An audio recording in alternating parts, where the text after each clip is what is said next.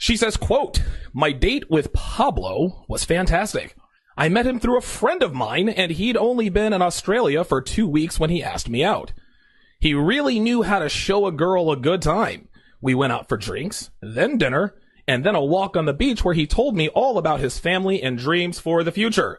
I thought he was just divine, and I loved his accent.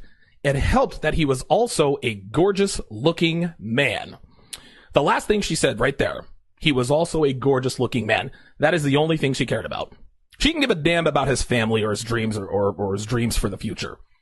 And to be honest with you, how could she? She'd only knew him for a few hours. So now the question becomes, well, why would she act like she cared about something she really didn't care about? Well, this is simple. She put up the banana gobbler shields, and women, listen, girls, women, they like to do this all the time. They would have us believe that the reason they had a one-night stand with pick a random guy is because she loves his energy. She loves his aura, right? Girls will never say, well, he was hot, I was horny, and that's why I slept with him a half an hour after I met him. Because they know it makes them look and sound promiscuous. So they point out a trait or a characteristic that has absolutely nothing to do with a sexual attractiveness or a sexual allure in a feeble attempt to make us think that they did something immoral for reasons that are moral. This is why I always advise my guys. Make sure you give a girl what's called plausible deniability when trying to get her back to your place. Because if you just say to her, hey, let's go back to my place and bang, she's going to be a little bit hesitant to do so, if not bounce on you altogether, because you're talking to her like she's promiscuous. You are addressing her as a banana gobbler. Now, you guys both know that she is promiscuous. You know what's on her mind. But in a woman's mind, if neither acknowledges the obvious, then it must not be true. So when you say, hey, I have an idea, let's go back to my place so I can show you my video collection about underwater basket weaving, she's going to say, OMG, that's a great idea. I've always wanted to learn about underwater basket weaving. You both know that you're going to wax that ass as soon as you toss your keys onto the coffee table. But so long as you don't explicitly and literally suggest it, she can tell herself and her friends, well, 1 minute we were watching a fascinating video about weaving baskets underwater, and before I knew it, I woke up in his bed this morning. I guess it just happened. By going out of your way to make sure that a girl doesn't feel like a slut, you give her permission to act like one without actually calling herself one. Anyway, this woman wanted to sleep with Pablo the minute she laid eyes on him, and it had nothing to do with his family or his dreams. This is typical snowflaking. She continues, he couldn't stop kissing me. Literally from the moment we left the restaurant, he was all over me.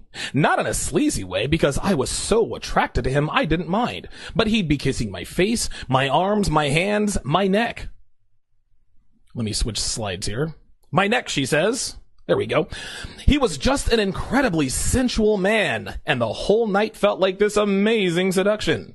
It's usually my policy, she says, to never go home with a man until I'd had at least 2 or 3 dates. Especially a man like Pablo, who wasn't like anybody I'd ever dated before. Oh boy, here we go. More snowflaking.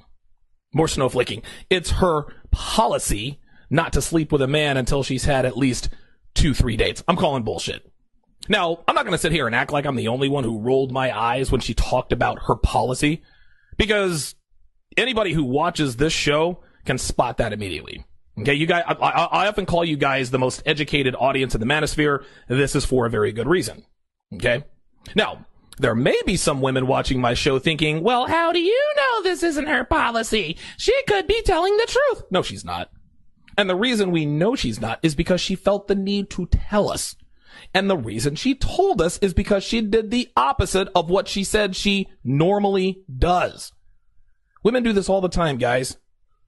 Girls will drop their panties 45 minutes after we meet them, and then they'll say, well, I don't normally do this, and then they expect us to believe it. Girls who sleep with guys on the first date do it all the time. This is why it's so easy for them to do it all the time. So here's lesson number 1. Never believe a woman who says she has a policy or a rule about anything.